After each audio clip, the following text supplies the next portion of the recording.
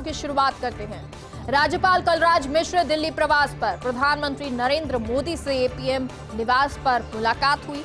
राज्यपाल ने प्रधानमंत्री को राजभवन के संविधान पार्क की जानकारी दी। केसी राजभवन में पहली बार संविधान पार्क बनाया गया है। साथ ही प्रदेश के सभी विश्वविद्यालयों में भी संविधान पार्क बनाए जा रहे हैं। राजस्थान के विकास से जुड़े कई अन्य मुद्दों पर भी बातचीत हुई। आज सुबह दिल्ली गए थे राज्यपाल कलराज मिश्र और इसके बाद प्रधानमंत्री मोदी से मुलाकात हुई। कई मुद्दों पर यह मुलाकात हुई है। प्रधानमंत्री नरेंद्र मोदी से पीएम आवास पर उन्होंने मुलाकात की। राज्यपाल ने प्रधानमंत्री को राजभवन के संविधान पार्क के बारे में भी जानकारी दी। किसी राजभवन में पहली बार संविधान पार्क बना है। साथ ही प्रदेश के सभी विश्वविद्यालयों में भी संविधान पार्क बनाए जा रहे हैं। राजस्थान के विकास से जुड़े हुए अन्य मुद्दों पर भी उन्होंने बातचीत की। आज सुबह दिल्ली गए थे राज्यपाल कलराज मिश्र। उपराष्ट्रपति जगदीप धनखड़ का खेतड़ी दौरा। उपराष्ट्रपति के खेतड़ी दौरे को लेकर तैयारियां जोरों पर हैं। प्रशासनिक लवाजमा संभाल रहा सुरक्षा का जिम्मा। महिलाएं मंगल गीत गाकर पीले चावल बांट रही हैं। विवेकानंद संदेश यात्रा को लेकर व्यापारियों और घर घर जाकर न्योता दे रही हैं। कल 11 बजे सपत्नी खेतड़ी पहुंचेंगे उपराष्ट्रपति जगदीप धनखड़।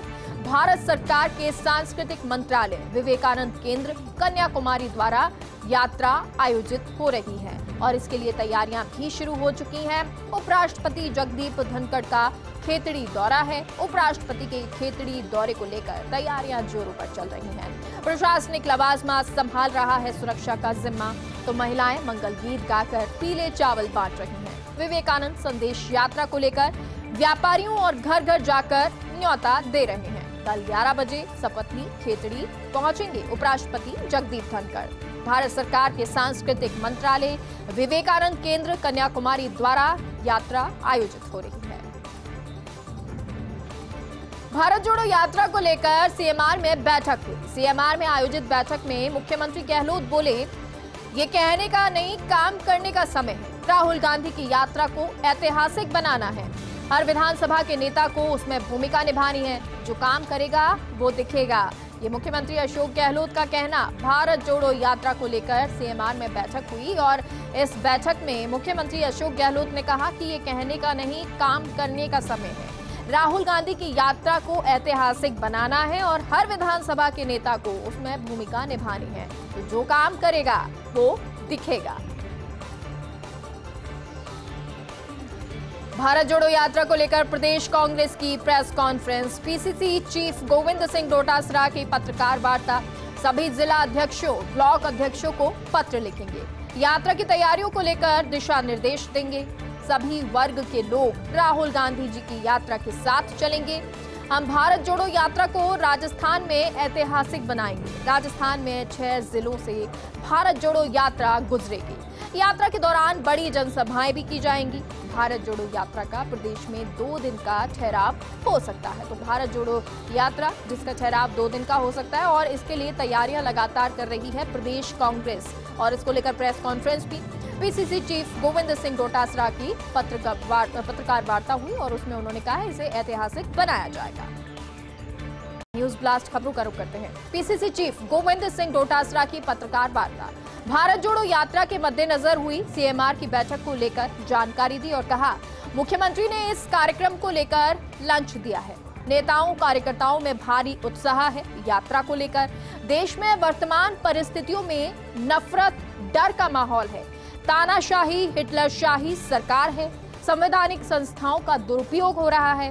देश में अमन, चैन, भाईचारे के लिए महंगाई कम करने की और रोजगार उपलब्ध करवाने जैसे मुद्दों के लिए यात्रा कर रही हैं। 28 से 30 किलोमीटर रोजाना चल रही हैं और इस यात्रा को ऐतिहासिक राजस्थान में भी बनाया जाएगा। राजस्थान में जब ये यात्रा आएगी तो उसके लिए तैयारियां पूरी की जा रही हैं। तो पीसीसी चीफ गोविंद सिंह डोटासरा की पत्रकार वार्ता और इस वार्ता में उन्होंने सीएमआर की बैठक को लेकर जानकारी दी। कहा कि मुख्यमंत्री ने इस कार्यक्रम को लेकर लंच दिया है। नेताओं कार्यकर्ताओं में भारी उत्साह है। यात्रा को लेकर देश में वर्तमान परिस्थितियों में नफरत का, डर का माहौल है। तानाशाही हिटलरशाही सरकार है। संवैधानिक संस्थाओं का दुरुपयोग हो रहा है। देश में अमन चैन भाईचारे के लिए महंगाई कम करने और रोजगार उपलब्ध कराने जैसे मुद्दों के लिए यात्रा कर रही है। 28 से 30 किलोमीटर रोजाना चल रहे हैं। गुलाबी शहर जयपुर का 295वां स्थापना दिवस आज है। 1727 में आज ही के दिन जयसिंह द्वितीय ने स्थापना की थी। विद्या, विज्ञान, कला, कौशल के त्रिवेणी संगम में ये शहर उभरा है। हस्तशिल्पों के हुनर का ताना बाना नयना अभिराम जयपुर शहर है। कभी 4 दीवारी तक ये शहर सीमित हुआ करता था और अब ये शहर तेजी से फैल रहा है। 3 ओर अरावली पहाड़ियों के बीच भव्य परकोटे में ये शहर बसा है। स्थापना के समय महज 38,000 की आबादी रहती थी इस शहर में और फलते फूलते जयपुर में अब करीब 40 लाख से पार की आबादी है। जयपुर का परकोटा 2019 से यूनेस्को की विश्व विरासत सूची में है। वास्तुकार, स्थापत्य, मर्मज्ञ भी संसार के सर्व सुंदर शहरों में शुमार है। 1971 में 76 वर्ग किलोमीटर में फैला जयपुर आज 3000 वर्ग किलोमीटर में फैल गया है। आज आधुनिकता की ओर दिन रात आगे जयपुर शहर बढ़ रहा है। तो पुरखों द्वारा सौंपे सुंदर शहर की शान में 4 चांद भी लगाए जा रहे हैं। तो जयपुर शहर जो फलता फूलता जा रहा है और यही हर कोई उम्मीद भी करता है कि इसी तरह से ये पिंक सिटी फलती फूलती रहे, खुशहाल रहे। गुलाबी शहर का 295वां स्थापना दिवस आज है। 1727 में आज ही के दिन जयसिंह द्वितीय ने इसकी स्थापना की थी। विद्या, विज्ञान, कला, कौशल के त्रिवेणी संगम से ये शहर उभरा है। हस्तशिल्पों के हुनर का ताना बाना है नैना अभिराम जयपुर शहर। कभी 4 दीवारी तक ये सीमित रहता और अब ये शहर तेजी से फैल रहा है। 3 ओर अरावली पहाड़ियों के बीच भव्य परकोटे में ये शहर बसा हुआ है। स्थापना के समय महज 38,000 की आबादी यहाँ पर रहती थी और फलते फूलते अब जयपुर में करीब 40 लाख के पार आबादी पहुंच चुकी है। जयपुर का परकोटा 2019 से यूनेस्को की विश्व विरासत है। वास्तुकार, स्थापत्य, मर्मज्ञ भी संसार के सर्व सुंदर शहरों में शुमार है। 1971 में 76 वर्ग किलोमीटर में फैला जयपुर आज 3000 वर्ग किलोमीटर में फैला हुआ है। आज आधुनिकता की ओर दिन रात जयपुर शहर बढ़ रहा है। गणगौरी अस्पताल में सेवाओं का विस्तार। चिकित्सा मंत्री प्रसादी लाल मीणा ने की विभिन्न सेवाओं की शुरुआत। जलदाय मंत्री doctor Mahesh Joshi, SMS medical college प्राचार्य डॉक्टर राजीव बगरहट्टा, गणगौरी अस्पताल अधीक्षक डॉक्टर लीनेश्वर हर्षवर्धन समेत कई लोग मौजूद। Hemo dialysis centre, medical jurist इकाई, लाइफलाइन, सहकारी उपभोक्ता दवा दुकान और एनसीयू उपकरणों का शुभारंभ। तो ये शुभारंभ हुआ। गणगौरी अस्पताल में सेवाओं का विस्तार हो रहा है। चिकित्सा मंत्री प्रसादी लाल मीणा ने विभिन्न सेवाओं की शुरुआत की है। जलदाय मंत्री doctor Mahesh Joshi, SMS medical college प्राचार्य डॉक्टर राजीव बगरहट्टा, गणगौरी अस्पताल अधीक्षक डॉक्टर लीनेश्वर हर्षवर्धन समेत कई लोग मौजूद। Hemo dialysis centre, medical jurist इकाई, लाइफलाइन, सहकारी उपभोक्ता दवा दुकान और एनआईसीयू उपकरणों का शुभारंभ हुआ। ब्रेक के बाद एक बार फिर से आप सभी का स्वागत है और चलिए एक बार फिर से रुक करते हैं न्यूज ब्लास्ट खबरों का। Rajasthan CM OSD phone tapping मामला। सीएम ओएसडी लोकेश शर्मा को राहत बरकरार। दिल्ली हाई कोर्ट में समय अभाव के चलते पूरी नहीं हो सकी आज सुनवाई। आज 23 जनवरी को 2023 को ये मामले पर सुनवाई होगी। तो आज ये पूरी सुनवाई नहीं हो सकी और इसके बाद अब जो अगली सुनवाई होगी वो 23 जनवरी 2023 को होगी। सरकारी कर्मचारियों के लिए वर्ष 2023 का कैलेंडर जारी। 2023 में मिलेंगे 29 सार्वजनिक और 21 स्वैच्छिक अवकाश। पहली बार अग्रसेन जयंती पर सार्वजनिक अवकाश घोषित। होली से एक दिन पहले रविवार के चलते 3 दिन का अवकाश है। दीपावली पर रविवार को होने के चलते सिर्फ 1 दिन का ही अवकाश है। 9 बार ऐसा मौका आएगा जब सोमवार या शुक्रवार का अवकाश होगा, जिससे सरकारी कर्मियों को एक साथ 2 या 3 दिन का अवकाश मिल सकेगा।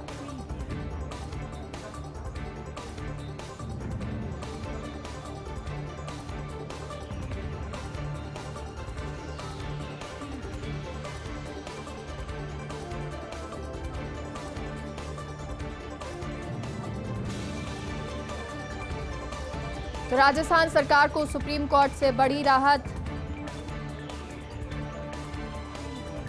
संतान उत्पत्ति के मामले में पैरोल पर रिहा करने के आदेश पर रोक लगाई। गत महीने राजस्थान हाईकोर्ट ने आदेश दिए थे। आरोपी राहुल को संतानोत्पत्ति के लिए पैरोल पर रिहा करने का आदेश दिया और इस आदेश को चुनौती देते हुए सुप्रीम कोर्ट पहुंची थी राजस्थान सरकार। राजस्थान सरकार की तरफ से एजी डॉक्टर मनीष सिंघवी ने पक्ष रखा, सुप्रीम कोर्ट से मामले पर हस्तक्षेप की मांग की। आज जस्टिस एएस बोपन्ना के नेतृत्व वाली खंडपीठ ने हाईकोर्ट के आदेश पर रोक लगा दी है। फूल मोहम्मद हत्याकांड के फैसले से जुड़ी हुई खबर है। दोषी सिद्ध किए गए 30 आरोपियों को सजा सुनाई गई। सभी आरोपियों को सुनाया गया आजीवन कारावास। तत्कालीन डीएसपी महेंद्र सिंह को आजीवन कारावास की सजा सुनाई गई। तत्कालीन सीओ सिटी महेंद्र सिंह घटनास्थल पर तो कमांडिंग ऑफिसर के रूप में मौजूद थे। SC/ST कोर्ट की स्पेशल जज पल्लवी शर्मा ने ये सजा सुनाई है। घटना के करीब 11 साल 8 माह बाद करीब 400 पेज का ये फैसला आया। गत 17 मार्च 2011 की शाम करीब 5 बजे की सूरवाल कस्बे में ये घटना हुई थी। दाखा देवी हत्याकांड के संबंध में मांगों को लेकर प्रदर्शन हुआ था। अब उदयपुर के जंगलों में एक विभत्स हत्याकांड। युवक और युवती की जघन्य तरीके से हत्या की गई। उबेश्वर जी के जंगलों में दोनों के नग्न अवस्था में शव मिले। दोनों के प्राइवेट पार्ट्स को चोट पहुंचाई गई है।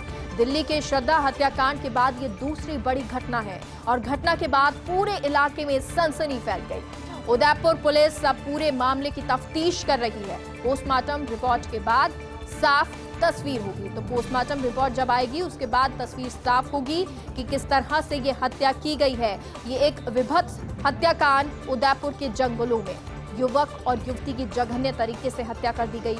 उबेश्वर जी के जंगलों में दोनों की नग्न अवस्था में शव मिले हैं। दोनों के प्राइवेट पार्ट्स को चोट पहुंचाई गई है। दिल्ली के श्रद्धा हत्याकांड के बाद ये दूसरी बड़ी घटना है। घटना के बाद से पूरे इलाके में सनसनी फैल गई। उदयपुर पुलिस पूरे मामले की अब तफ्तीश कर रही है। पोस्टमार्टम रिपोर्ट के बाद तस्वीर साफ होगी। अब खान सुरक्षा और स्वास्थ्य मानकों को लेकर विशेष अभियान। खान सुरक्षा और स्वास्थ्य मानकों की पालना सुनिश्चित होगी। माइनिंग अधिकारी औचक निरीक्षण करेंगे। ACS डॉक्टर सुबोध अग्रवाल के निर्देश पर यह अभियान। सिलिकोसिस जैसी बीमारी से बचाव के लिए स्वास्थ्य मानकों की पालना सुनिश्चित होगी। अवैध खनन गतिविधियों के खिलाफ कार्रवाई जारी रखने के निर्देश दिए गए हैं। तो अवैध खनन जहां होगा उसके खिलाफ अवैध खनन के खिलाफ कार्रवाई की जाएगी। खान सुरक्षा और स्वास्थ्य मानकों की पालना सुनिश्चित होगी। माइनिंग अधिकारी औचक निरीक्षण करेंगे। ACS डॉक्टर सुबोध अग्रवाल के निर्देश पर यह अभियान। नाहरगढ़ बायोलॉजिकल पार्क से खुशखबरी आई। मादा स्लॉथ बियर झुमरी ने एक बच्चे को जन्म दिया है। बायोलॉजिकल पार्क में नर स्लॉथ बियर शंभू के साथ झुमरी ने जोड़ी बनाई। नवजात बच्चे को लेकर पार्क प्रशासन ने मॉनिटरिंग बढ़ा दी है। तो ये अच्छी खबर नाहरगढ़ बायोलॉजिकल पार्क से आई, जहां मादा स्लॉथ बियर झुमरी ने एक बच्चे को जन्म दिया। बायोलॉजिकल पार्क में नर स्लॉथ बियर शंभू के साथ झुमरी ने जोड़ी बनाई और नवजात बच्चे को लेकर अब प्रशासन ने मॉनिटरिंग बढ़ा दी है। ब्रीडिंग सेंटर के तौर पर उभर रहा नाहरगढ़ बायोलॉजिकल पार्क। हिप्पो, भालू, इंडियन वुल्फ, घड़ियाल, चौसिंघा का सफल प्रजनन हो चुका है। वन्य जीवों के सफल प्रजनन से पार्क की देश भर में साख बढ़ी है।